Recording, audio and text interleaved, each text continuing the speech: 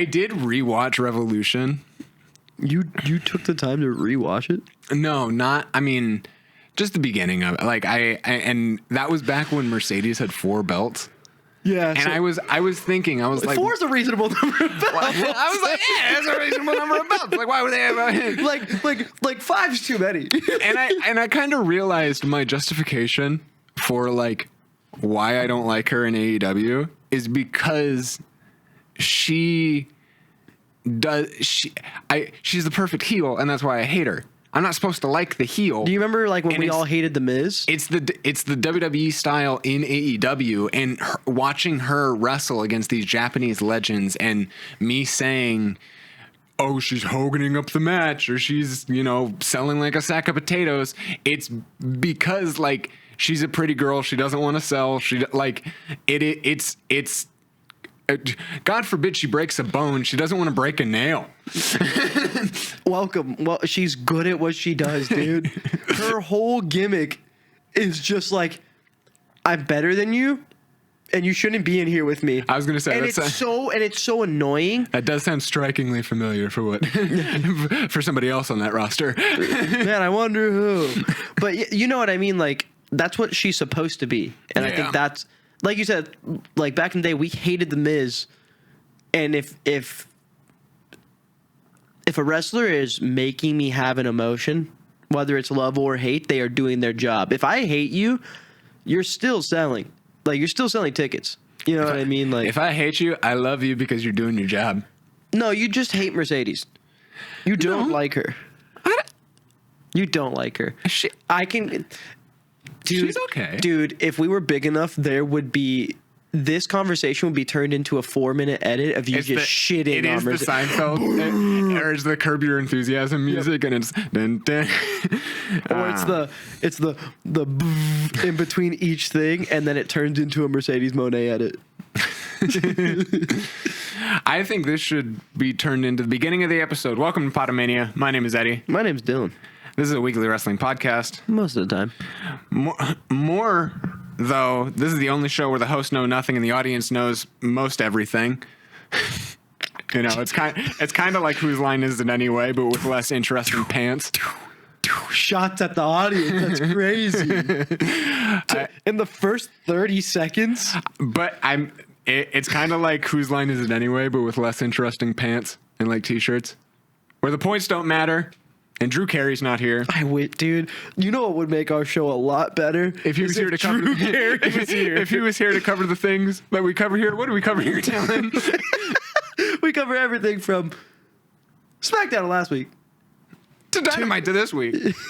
And anything in between. Anything in between. In this case, it was Survivor Series War Games. So we will be comparing Blood and Guts, AEW's Blood and Guts, to WWE sterile Survivor Series.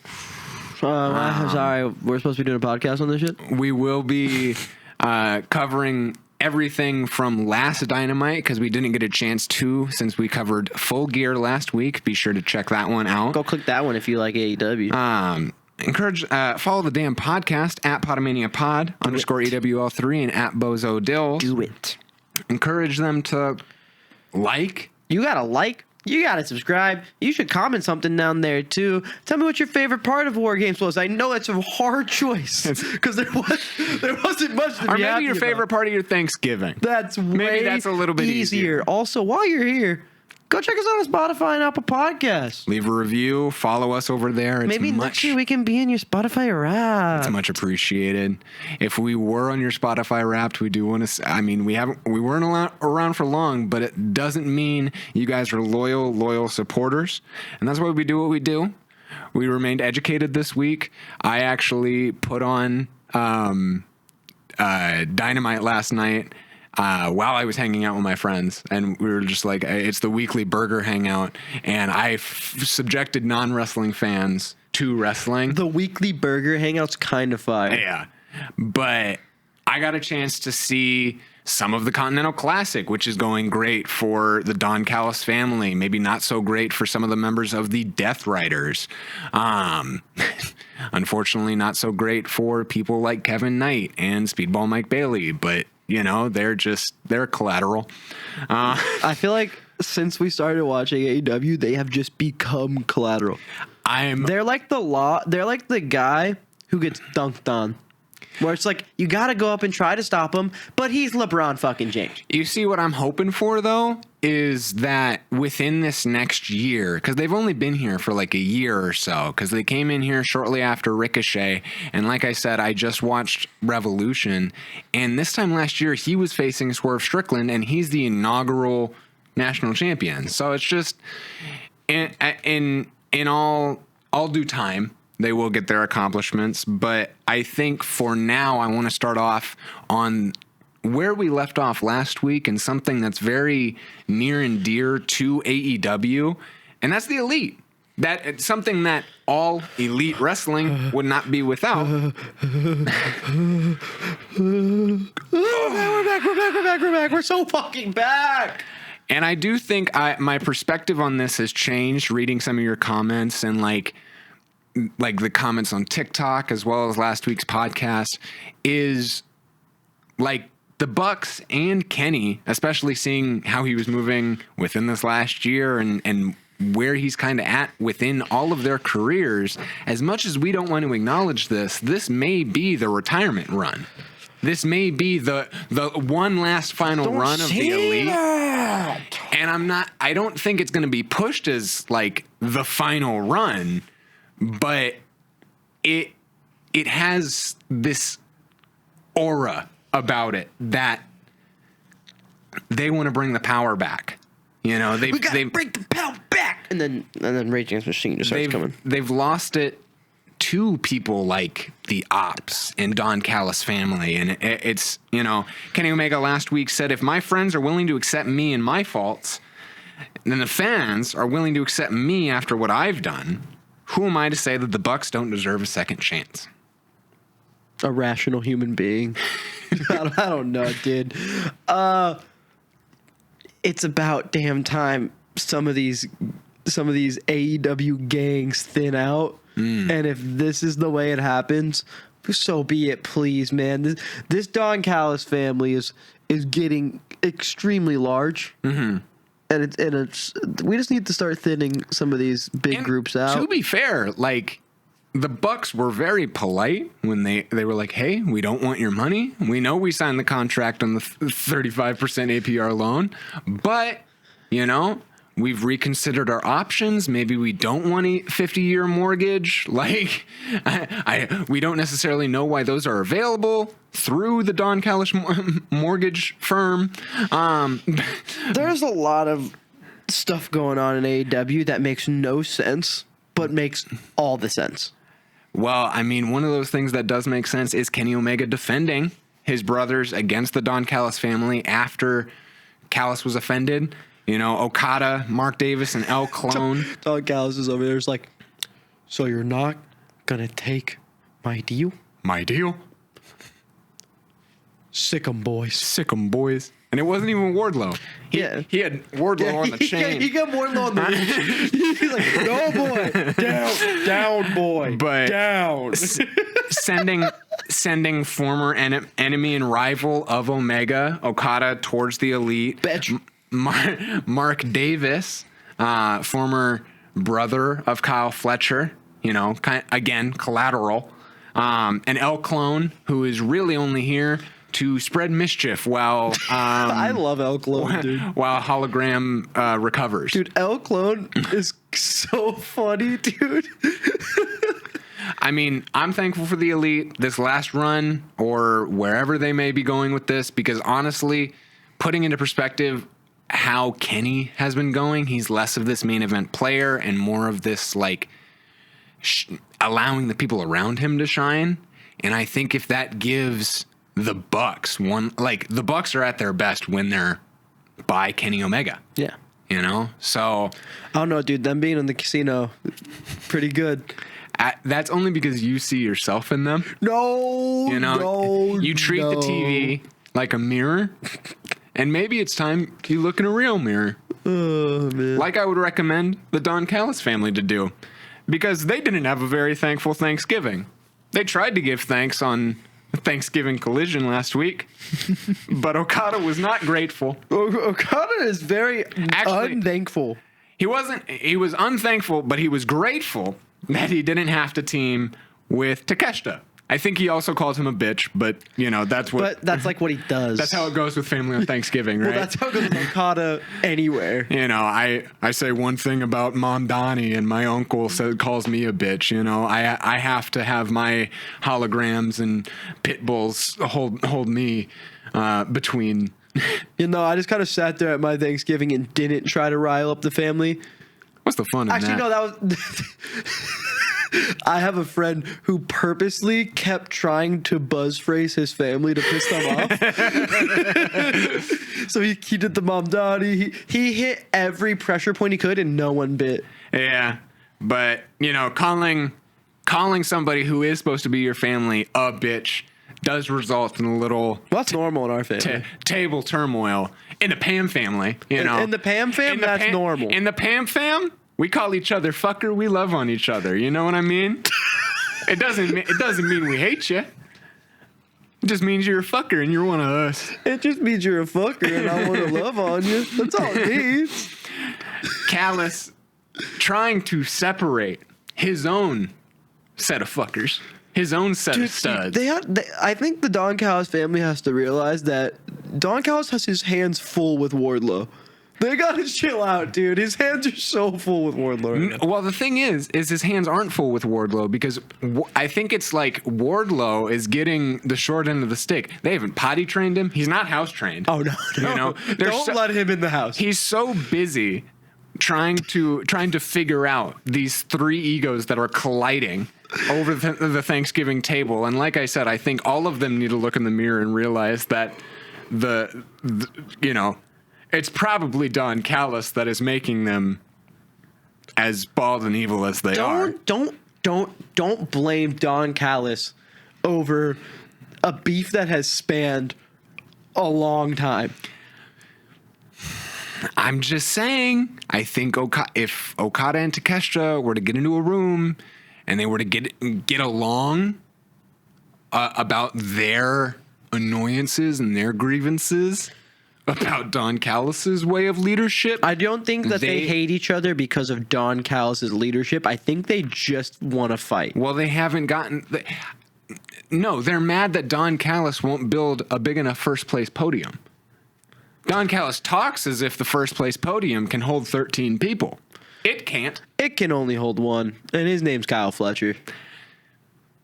Which is kind of.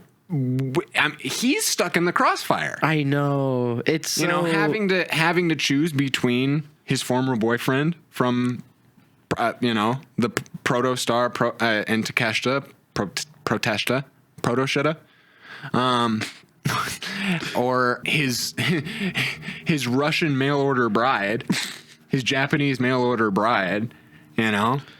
Callis said that these three studs in this polycule knows the Continental Championship very well, and regardless of the collision of egos over the dinner table or even in this Continental Classic, love wins, and the polycule will still rise above.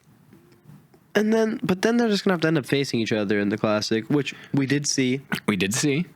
That match was incredible. Like I said a couple weeks ago, I do think seeing these egos collide in the Continental Classic is fun because it's not the end of days for them. I do love this tension that we feel, and then getting into it with the Death Riders. The tension's not there. It has snapped. Moxley kind of knows it's the end of days, and Megan Bayne kind of knows. I think, or not Megan Bayne, but Marina Schaefer still. I think everyone knows it's coming to an end. Yeah, I think it's literally as if you had warned Old Yeller, "Hey, I'm gonna shoot you in a few days." Hey, bud, it's about. Yeah, it's getting to that time. It's not telling Old Yeller, "I'm taking you out to the field of flowers." It is. No, you are gonna die a painful death. Yeah, this isn't, and it's coming very, very soon. This isn't look at the flowers, Letty. This is, hey, bud.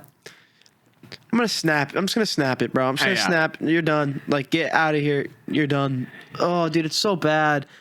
Oh, but it's so good. They wrote it so good. The way Jon Moxley's life is falling apart around him, so good. It is very interesting to consider where the Death Riders are going. I think by the time that the Continental Classic kind of wraps up, maybe Claudio will be racking up enough points to kind of be in this lead and earn that title shot against Okada and, you know, show that Takeshita is not Okada's biggest issue. You know, it may be, you know, I think that's what they're trying to show. The hard part is the easy route of writing the story is to make it Takeshita versus Okada. That's the easy. It is the easy route. It's the easy route. But we've already gotten that. But if they like, it's so easy that there's no chance they do that, right? Takeshita costs. Let me walk with you a little bit. Takeshita costs Okada the title. Yeah. And I don't think that match again has to be for the title. I think when you transfer that power and what Don Callis is basically holding as this like infinity stone, or like, you know, the cube. The cube.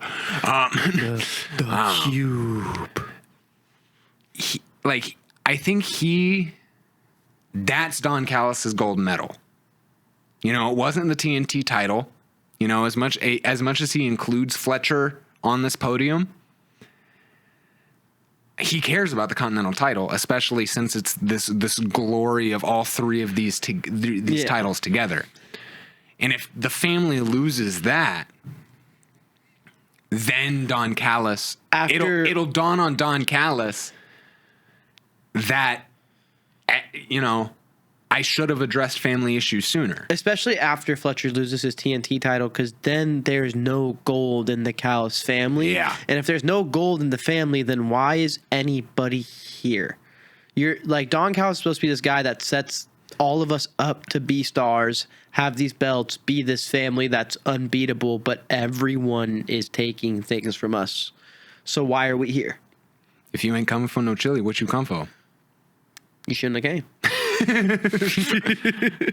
It's something I also said to my uncle at Thanksgiving. Yeah. You had chili at Thanksgiving? No, dude, that's crazy. No, I did have some bomb-ass sweet potatoes.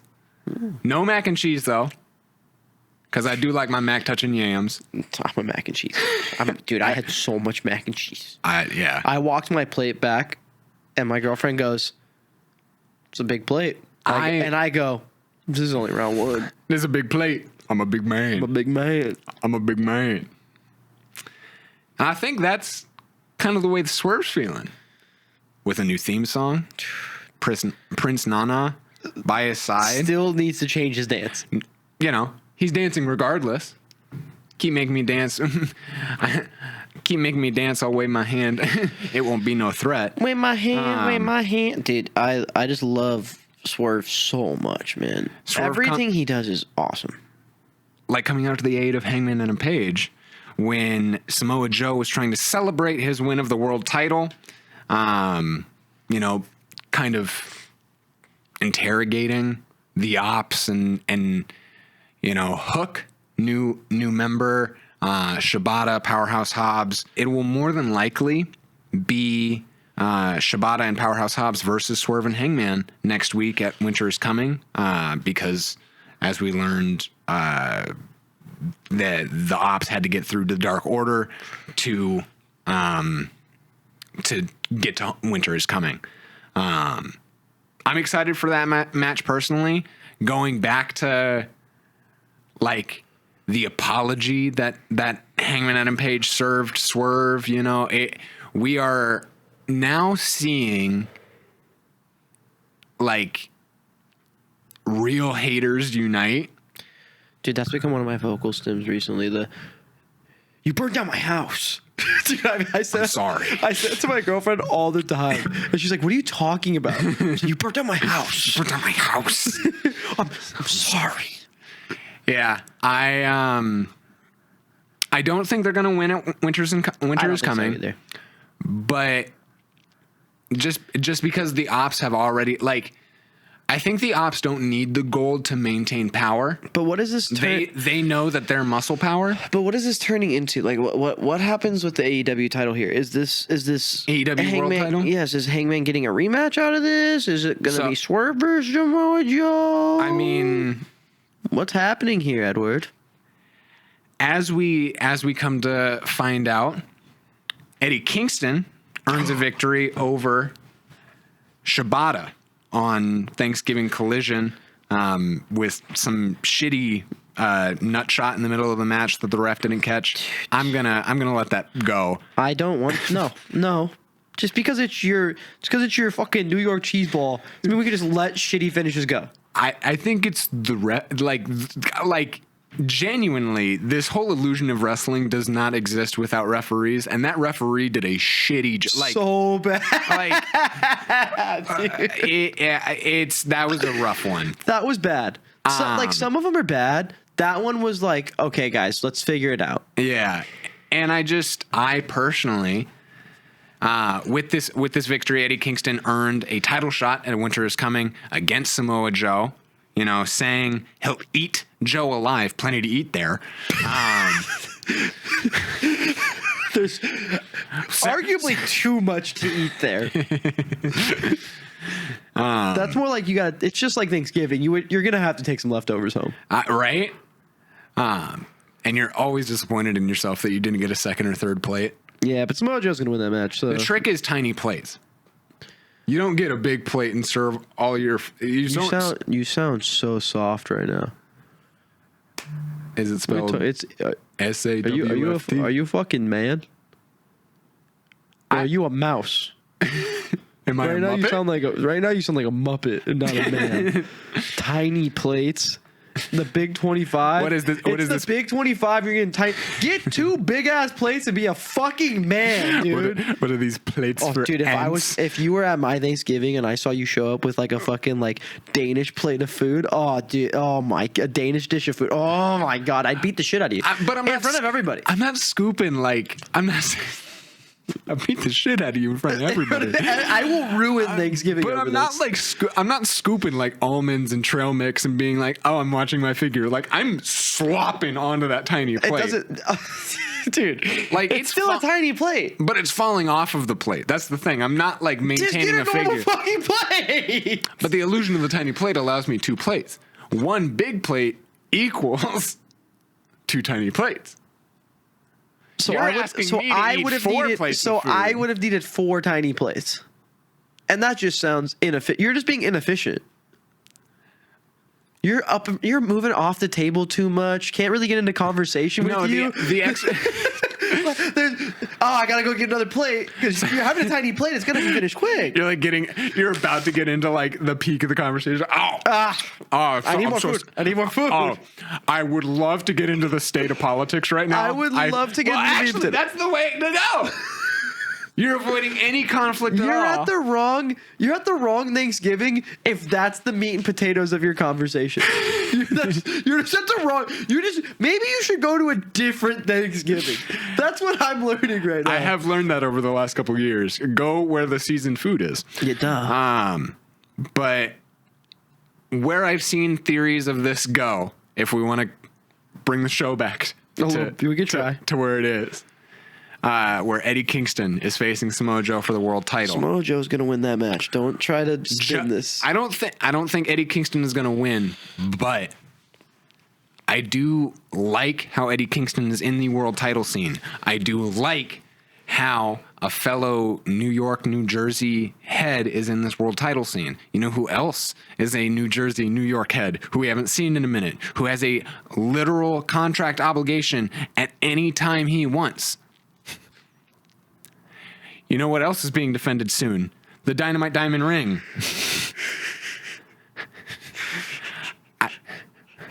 There's no way he's doing this. Just say it. Just say it, dude. I think MJF is coming back. I think this Eddie Kingston Samoa Joe match is just going to set up Hook versus Eddie Kingston.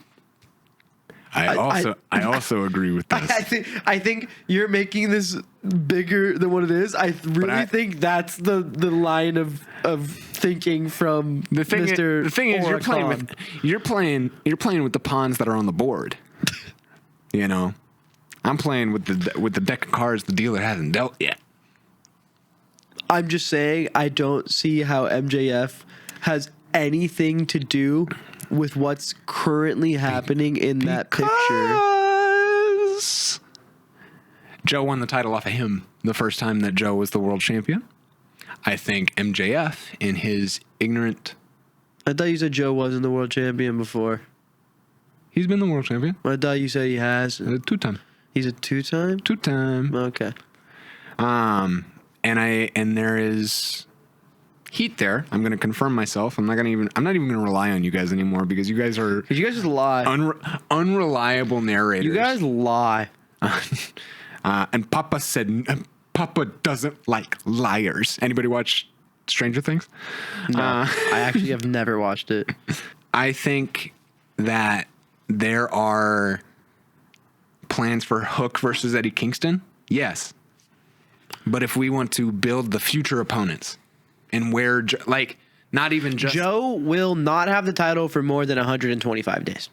First of all. That's probably a really good claim. So you're saying like lining up opponents? I think it's gonna be like 2 or 3 people maybe. But you're acting like he's gonna have like 6 defenses. To not repeat the same people over and over again is what I mean. Is like because he can't immediately do Adam Page again. Swerve just came back. He's kind of in his own boat right now, trying to mend things with Hangman. You know, they're not in a place right now that gets world title shots. I think people, you know, Proto Star, and then Hot Mulligan starts playing. It's very possible. It's very possible. I'm just saying. Or Riho. I have to say her name once an episode contractually. So I had to get it out. You know, let's talk about a different match that is happening. Winter's coming next week. Daniel Garcia versus Mark Briscoe for the TNT title. That'll be a fun one. I'm excited for that. After Daniel Garcia brutalized Daddy Magic one last time on Collision. We've seen these fellows go at it before. And whoever is going over, I do think it's going to be Mark Briscoe. They're not going to have Mark Briscoe drop this for a while, I think. But this is a proving match for Daniel Garcia, and not only as a superstar, but I think there's a level of honor and respect between these two competitors. And I think if Daniel Garcia wants the utmost heat from this situation, instead of just turning away on the handshake they'll probably have after the match, he is probably going to beat the brakes off. I was going to say there's no chance he shows any respect. No. I like you can't. The character that you're building for Daniel Garcia is like this. Like he's gone off the deep end. He's unhinged now. He's not this respectful like pride fighter. He's also borrowing your gym shorts, right? Like because I feel like Daniel Garcia wasn't around much when I started watching AEW. Yeah. I saw the turn. Like it feels like his old character was this technical, like respectful wrestler that, you know, is this just good wrestler.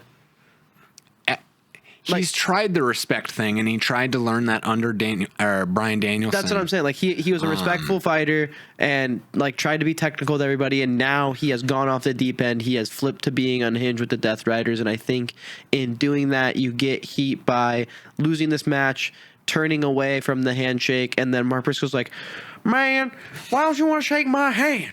And then beating the living fucking brakes off him till he can't see anymore. Yeah, I and then Mark Briscoe's into that stupid face where he's like, I worry that Daniel Garcia losing here and him not, like, that's the only way to book him strong and like have this. You're worried that they're just gonna book him weak. Because I want the Death Riders to look strong. Like, I don't want them to be unbeatable. Everyone but Moxley should be looking strong right now. I agree. That should be the gimmick.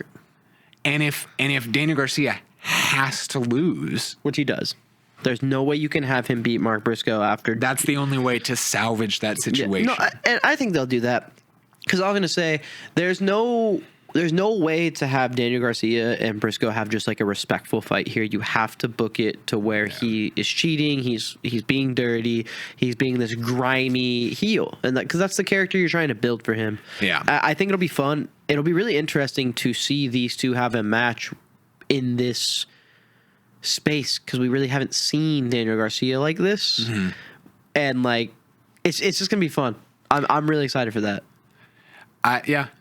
My worry is that it's just televised, and I feel like a lot of these turns, which like completely contradicts what I was saying earlier, but the Death Riders hopefully will show a lot of strength within this Continental Classic and within these next few televised weeks, because it only feels that they do these turns or have these strengths on pay-per-views.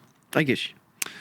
Now, discussing the moment that the audience knew more than us. Oh, they knew so much more than us. And we know nothing. Because we know nothing. We're stupid. We're dumb. And we don't pay any attention to the thing we have a damn podcast about. We don't even watch the show. One final time, I would like to make our predictions for the Timeless Love Bombs versus the Babes of Wrath. On 3. 1, 2, 3. Timeless Love Bombs. Pretty obvious.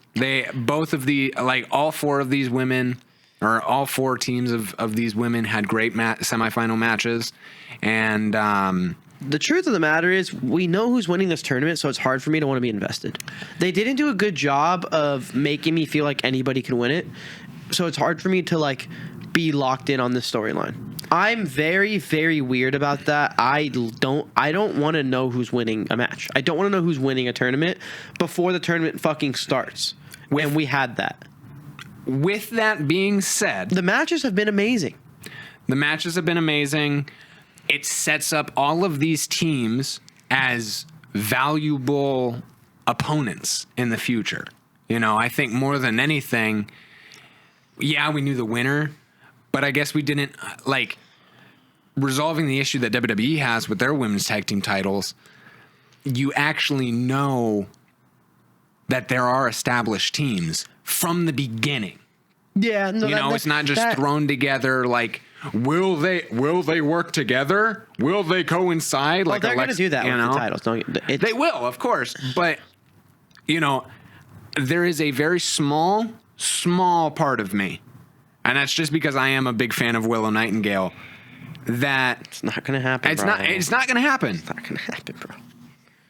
But Willow Nightingale and Harley Cameron deserve to be in this match just as much as the Timeless Love Bombs because of the performances they put on during this tournament. 100% agree. 1,000% agree with you. If they don't win it now, they should in the future. They will in the future. 100%. I agree with everything you're saying. I've always been weird. It's like when I don't do good with movies, but I won't see a movie if someone spoils the ending. Yeah. And I feel like from the jump, I mean, you can go back and watch the episode. We literally said before they were even announced as a team that they were going to win this tournament. And that was what? It feels like 2 months ago now that we said that. So yeah. You know what it is? This thing fucking dragged, dude. This didn't need to be 2 months. It didn't. Why are you going to... Why would you announce a fucking belt that you're not going to give to somebody for 2 fucking months? That's what's aggravating about it. This should have been resolved at Full Gear. I would have been locked the fuck in. Loved the way that this tournament went if they actually did it properly and had the finish be at Full Gear. That's what it should have been. But instead, you are dragging this for no reason. There's no reason to drag it this long. There just isn't. There's no reason to drag it this long. And while I agree that that's where a lot of our confusion came in, and we did have that preference, I think this, more than anything, isn't just an establishment of viability of a champion or competitors, but to establish maybe a rivalry between, like, whoever costs like them the belt. But I feel like you could have done that through the tournament. Through the tournament, you didn't have to draw this out for as long as you have. Yeah, because it's just, it doesn't make sense. It wasn't even like it was a 16-team tournament. Yeah. How many matches total are there? There was 4, right? So it was 8. There was 8 teams at the beginning. 8, yes. You have dragged an 8-team tournament. Yeah. That is 4 matches, 2 matches, 1 match. That is 11. You have dragged 11 matches over 2 months. Both companies are dragging tournaments right now, and I think that's why it's aggravating. These tournaments are lasting way too long. A tournament isn't supposed to be a 2-month thing. What was the coolest part about the Mae Young Classic when it happened? It was quick. It happened. Boom, boom, boom. Every tag team, like the tag team tournaments that NXT does. Boom, boom, boom. Yeah. I don't want a tournament to last 2 fucking months. That's not what the cool part. The cool part of a tournament is to get these matchups back to back and lead into a title victory. I understand you want to build these rivalries and build that, but you can build that through the tournament in way less time and have had whoever you're going to have win, whether it is Willow, whether it is the Timeless Love Bombs, have them win at Full Gear, and then that can extend into an even longer rivalry after that. You didn't have to extend this 2 months because now 2 months after announcing a belt, there is still not a fucking champion. And to compare it to where our confusion was, like the national championship was announced 2 weeks before it was crowned, 3 weeks before it was crowned. So easy to understand. So we're going to do 1 match. And 20 people can be in this match, and whoever wins the title. Simple, easy, good match, and a lot of the rivalries within the match were dealt with within the match. Yeah. March Madness is 3 weeks. Yes, they do it every weekend. I know, but that is all. Yes. But that's between there's 68 teams. 68 teams. So basketball guy here. I want to 68 teams. I want to compare. You do first weekend, second weekend, third weekend. You're done. And that's a month. That's a month. And it's from it's like mid-March to the first week of April. Yeah, depending on how the calendar falls. So a month. A literal. It took a month or a little over a month. Yes, and that is 68 teams down to 1. It's taken them 2 months to do 8 teams, bro. That is fucking ridiculous. So sorry, guys, that I'm not locked in on this. But it's hard for me. I have ADHD, bro. I can't stay focused on an 8-team tournament for 2 months.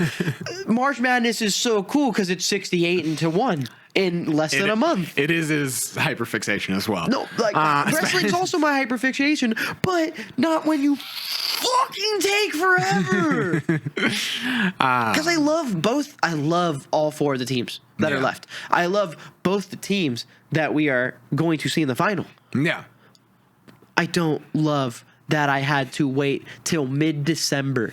I know that these winter months are strange for AEW, and AEW is a little bit, but is that in the same well, it's in the same boat as NXT, and NXT followed AEW suit on this, where they created special Wednesday night shows. You know, the Fright Night, Halloween Fright Night, and Blood and Guts, and Winter is Coming. You know, these special event Wednesday night, Thursday night, Saturday night shows.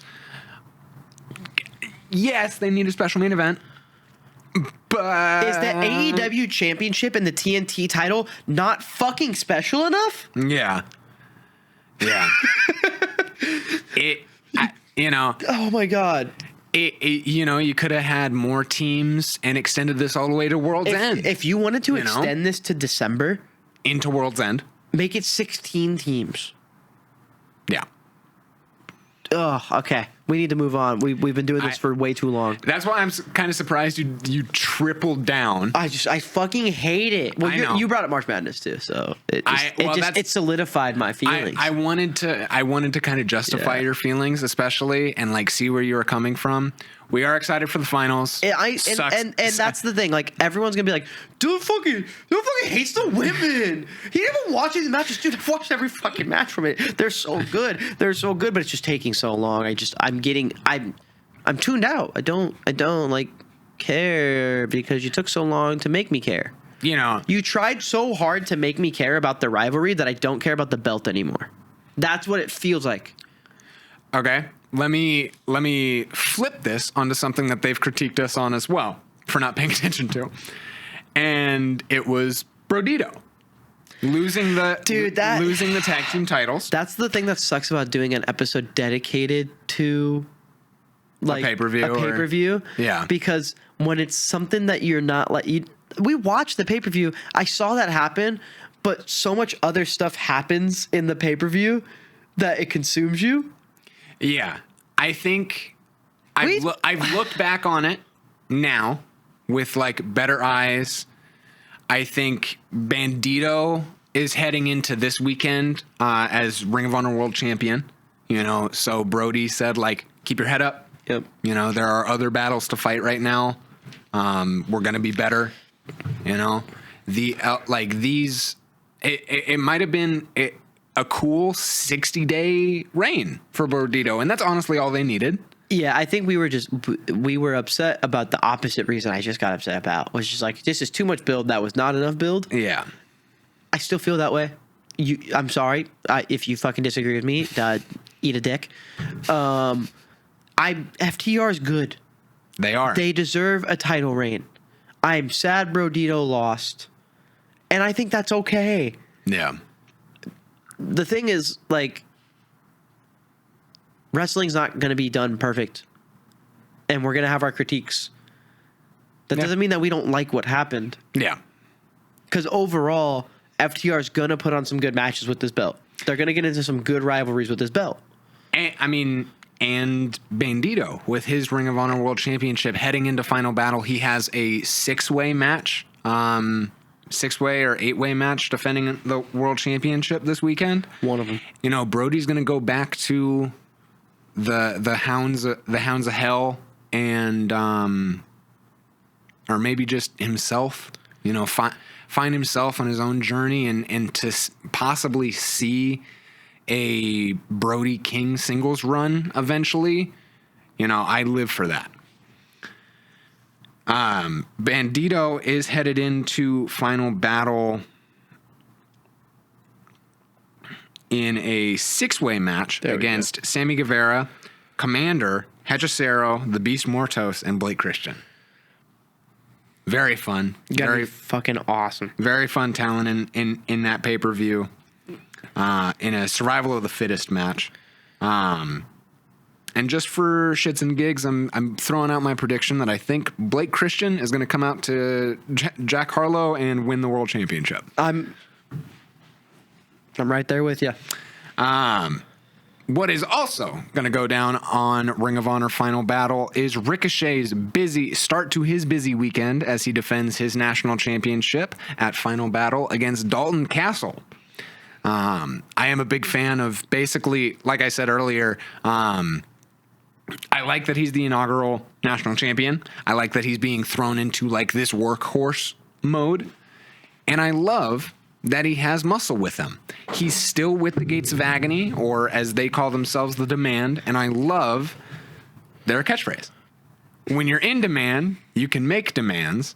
And when you don't follow demands, you get put down. They probably learned that from the Diary of Claudio Stalinoli. Probably. Probably. I wouldn't be shocked. He's retaining. First of all. Ricochet? Yeah, Ricochet retaining. Well, because it's an AEW title. Yeah. I think defending it against Dalton Castle It's and then cool. also having a defense on Collision. Like we said, it's been 3 weeks since it's been announced. Because we talked about it a little bit. I want to like really dive into Continental Classic because we were kind of just trying to get through. Kyle Fletcher is in the lead. 6 fucking points, dude. In the Gold League. You know, among his in that roster of Darby His match Allin, with Kevin Knight was awesome, dude. in the ranks of like Darby Allin, who is yet to come back. We should hear from him tomorrow. Pac, Kevin Knight, and Okada are all tied at 3, and unfortunately, Speedball Mike Bailey has 0. The Blue League is in the lead with Claudio Castagnoli at 6. And then Takeshita and Moxley at 3. Now, like I said, I think this is... So, Can you like help me at least understand a little bit how the league thing works completely? I think they are going against, like, until they have gone against every single person in this bracket, they can't face these guys. And then it'll be the best out of both sides. Yes. So the league, it's a 5-week tournament with the semifinals and the championship final at AEW World's End. So the league winners face. So you're fucking telling me they can do this in 5 fucking weeks? They can do this in 5 fucking weeks. They can do this complicated ass fucking bracket. This fucking. You're telling me right fucking now. You're telling me right fucking now. They can have this complicated ass bracket done in less than 2 months, but it's gonna take them 2 months to do an 8 fucking team fucking tournament for the women's tag team champions. That's what you're telling me right now? That's fucking ridiculous. Oh my god. Oh, I feel so right. I don't fucking care what any of you fucking say. I know I'm fucking right. Ugh. Woo! I need Kyle Fletcher to win it so bad. My early prediction for Claudio, I think who's your official pick for the semifinals and then winner of the tournament? Yes. So who's going to get to the semifinals? Semifinals, I think, is going to be Claudio Castagnoli. I think he's going to go all the way. So the semifinals, the league winners face opposite league runner-ups. So say Kyle Fletcher has the most points in the gold league, he will face the second most in the blue league. And the most in the blue league will face the second most in the gold league. Does that help you? Sure, maybe.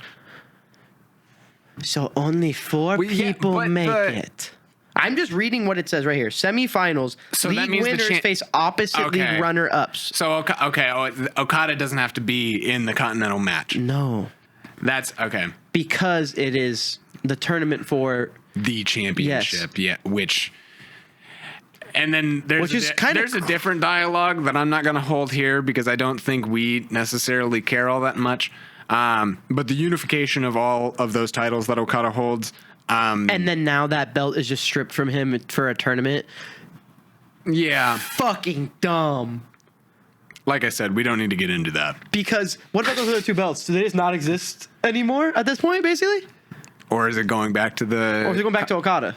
Well, is the Unified Championship basically just going back to the Continental Championship? But then what about the other 2 belts? Or are we bringing back the Continental Championship or the International Championship? Sorry. Yeah.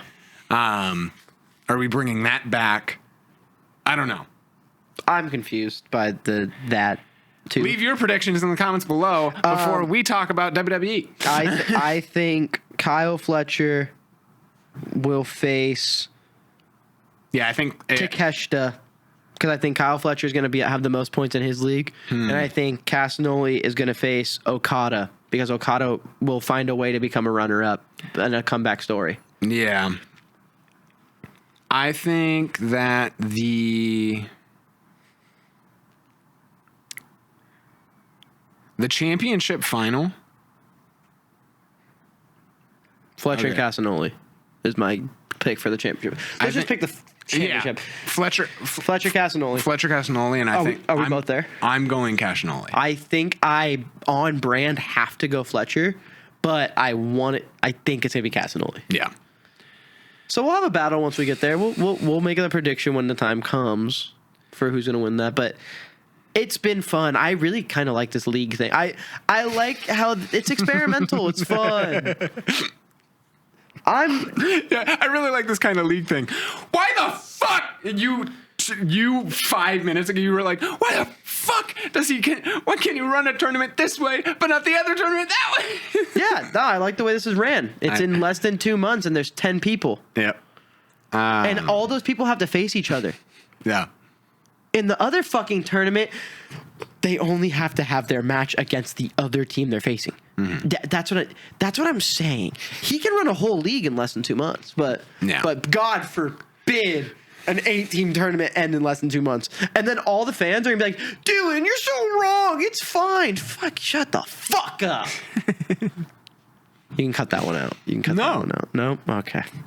I think we need I think I'm to gonna lose my job. we need to honor the idea that, I mean, they have suggested. Okay, the rudest thing that you guys told us was that maybe you need to watch Impact. And I want that to join the dialogue. I want that on record. Like we're in a courtroom. I want that on record. Of maximum male models dressing up as the Wizard of Oz gang on Collision. Somebody tweeted, keep that shit on Ring of Honor. Fun. Yeah.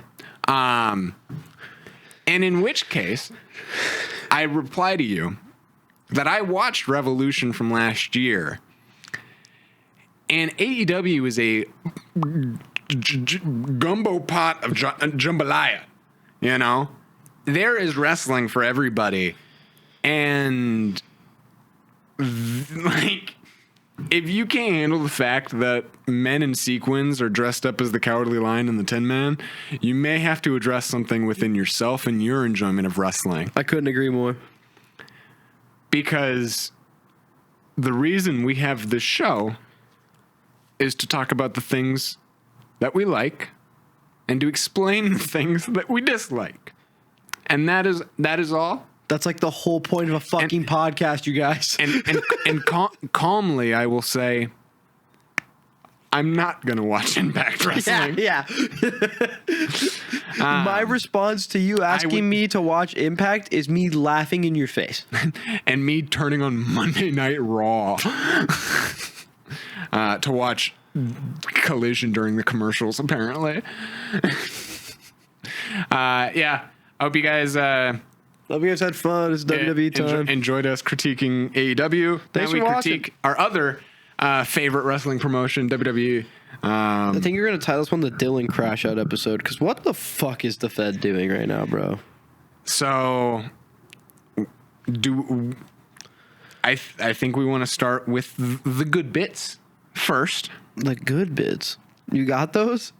I did watch a little bit of Monday Night Raw. You got those? You sell those? I got a little crumb of good bits. Braun Breaker formally calling out CM Punk and calling his shot for the World Heavyweight Championship. I believe that's probably going to be set up for Saturday night's main event, and I think it's beyond Breaker's time.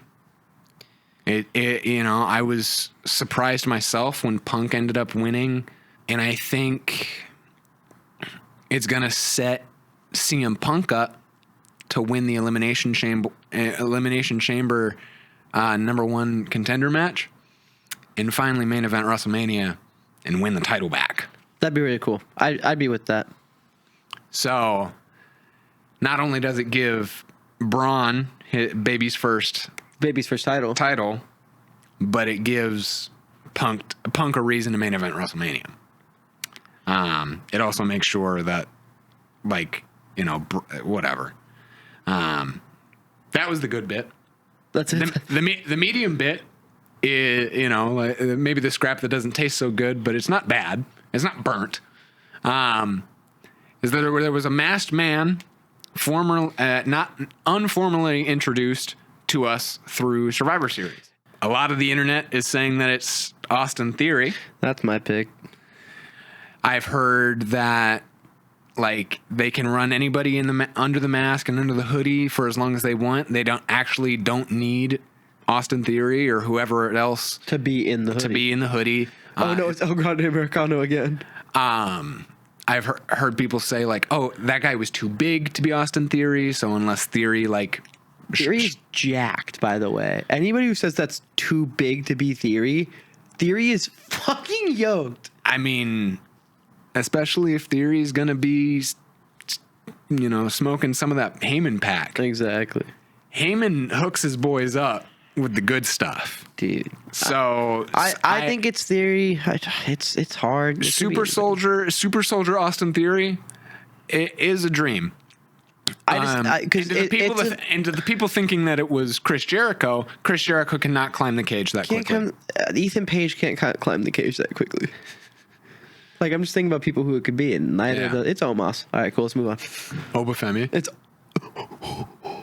That guy was way too small to be Obafemi. That guy was not jacked enough to be Obafemi. Yeah. So, and then, I mean, a little bit of a good stuff here.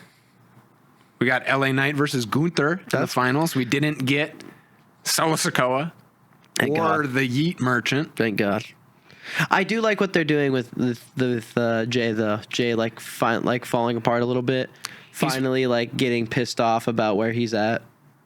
Hopefully... He did have one of the worst sells I've ever seen in my life, where he took a superplex and then slapped the floor twice. Yeah. And it's like, that's not how you sell, but okay. I mean, hopefully this aligns Jay into, like, a redemption arc. Maybe he comes back even more jacked. He comes back as if he ate Jimmy. It's going to be the other way around. It's fucking Big Jim we're talking about here. But people have joked that he'll come back and he's moving like Ilya Dragunov. That'd be crazy. I would love to see Jay Uso get jacked. I just think he's too old. Yeah, he is a father, but I think, like... Isn't he like 40? Moving Jay to a less agile moveset and, like, maybe not grounding his game, but I would love, like,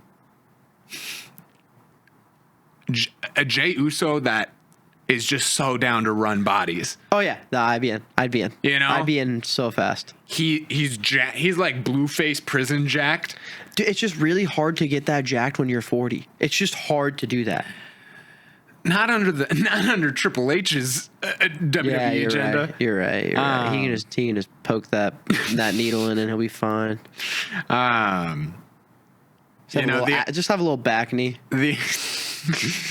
Shout out, who's the guy that was making vlogs that, like, got jacked? Sam Sulek back knee. He got jacked and got so much back knee. Allegedly. But he had, like, really bad face acne before. Yeah. I think he's natural. I hope he's natural. He's natural-ish. Natural enough. Just like how John Cena and his big natural was not enough. Oh my God. To defend the IC title. Not keeping this championship until the finals of the tournament. I'm gonna start by saying Dom winning is not bad. I agree. It's the fucking way they did it. Now, before he crashes out about it, and before I try to justify some of this, I'm going to calmly state, yes, this is respectful and beyond courteous of John to put over not only Dominik again, but, you know, the fellow women, Roxanne, Liv, Raquel. Liv. It's probably an honor that these superstars and people who grew up watching this guy got to be with him in one of his final, like, matches. If this was in April, it'd be so fucking sick. Even if it was, like, August or, like, middle of the year or whatever, you know? Not November. Not his last PLE. Not the second to last match of his. This is the shit he should have been doing other than running it with Logan Paul. And Cody Rhodes. I don't mind Rhodes. I don't mind Cody Rhodes, dude. But I think my biggest gripe of this, they wasted all of his opponents and all of these final runs on aura and hype moments and like seeing the way WWE does not care about their legends. John Cena, you know, is better off accepting that this is the way that his final run was going to go. 12 months of this would have been way better than whatever they gave us. I agree. I'm not mad at anybody in this match for taking the opportunity for it being this way. I just fucking can't stand that in San Diego, in Petco Park, second to last time we'll ever see John Cena in a ring, the match ends with Liv kicking him in the dick. Yeah. And that being the big finish is Liv's comeback. Yeah. Where we used John Cena's last PLE match as a springboard for a Liv Morgan comeback. Yeah. No disrespect to Liv. I love Liv. I think Liv's awesome. I think the Judgment Day, everyone's Judgment Day is awesome. I just can't believe that the last PLE match, the last Survivor Series, the last pay-per-view match I've had the pleasure of watching John Cena, my GOAT, have to be finished this way. I think there's like, why not just have? There's a small part of me. I think our disappointment comes from the interference more than anything, because I am beyond happy for Dom. Me too. You know, getting a win over John Cena for a title in his hometown. That's so sick. You know, he walked out with Liv on one arm and 2 belts on the other. That's so hard. And maybe we're haters because we're jealous. No. Have Liv interfere. Have these spots happen, but don't have it be the reason John loses. Yeah. Have it be a part of the match, but don't have it be the reason he loses. That's the problem I have with it. Yeah. It's agree. Disappointing. It's this whole fucking run has been disappointing. It's lackluster, and I think we've said that. It's not a surprise to any of these fans, and I think like trying to have a level head and keep the idea that you know, what we get is what we get, and what we're being served may not be what we want, but we have to enjoy it. And the hard part about this too is next week we're gonna have an episode drop on Friday. And on Saturday, Matt's going to come over, and we're going to watch this. And after, I'm hoping we can make a love letter for John Cena. Eddie won't be able to make it probably because he has work. Yeah. But me and Matt are going to sit in here, and whether we film it or not, we're gonna reminisce. Yeah. And we're gonna talk about how John Cena is the reason we are wrestling fans. Anybody our age, he's the reason we're still here. Yeah. He is arguably the greatest to ever do it. Maybe not on the technical side, maybe not on the mic, but all together as a WWE, as a wrestler, as a superstar. Yeah. He is the most iconic figure that we've ever had and we ever will have. And the disappointment comes from caring so much about this person. I was the kid who had the John Cena 8-bit shirt when I was a 10-year-old. I remember watching Elimination Chamber when Batista and him were going at it. Like, that's what we think about, and that's what this whole next weekend show. Hopefully, Matt shows up this time. If you're fucking here and you're listening, I know you listen to the show. If you're here, this is a call. You better make it. That's what that's going to be, is us reminiscing. Yeah. And it's what we're probably going to do on the Wednesday episode, too. We're going to have 2 episodes back-to-back drop that's just reminiscing about John Cena, basically. Yeah. And we have the full right to do that. But this hurts. This hurts really bad. Yeah. And I think it's because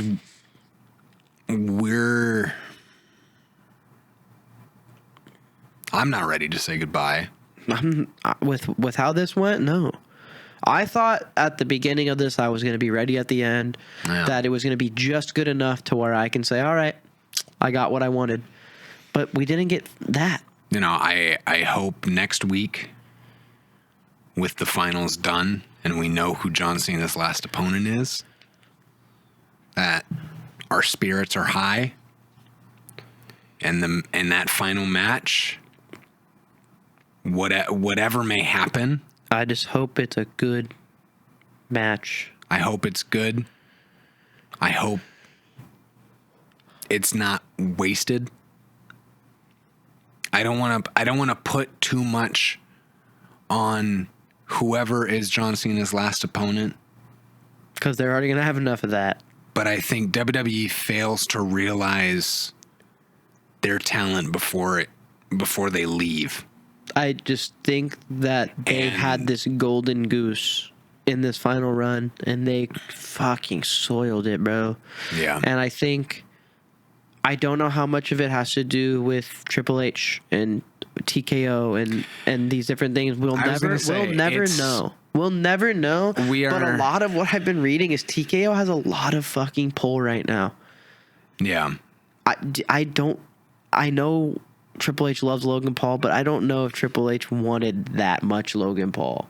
Yeah. I don't know how much was him. I don't know how much was TKO, and I don't think we'll ever know unless John Cena tells us. But he loves the Fed too much to tell us, And that's all right. and that's fine. The Fed is the reason he is who he is. The WWE is the reason John Cena is the megastar that he is. I mean, John Cena is the reason why WWE is as big as it is. Exactly. It goes both ways. Yeah. And I think in the same way that Cena should still give love, we need to give love to you regardless of this episode ending. And so we thank you for watching. Thank you for listening. Follow the damn podcast. At Pod-a-Mania Pod _EWO3 and at Bozo Dills. Please listen on Apple Podcasts and Spotify. Like, comment, subscribe. Let us know what your favorite and least favorite part of the John Cena farewell tour has been. Or anything in wrestling this last week. And we'll see you next week. And maybe, just maybe, Dylan will have a cowboy hat.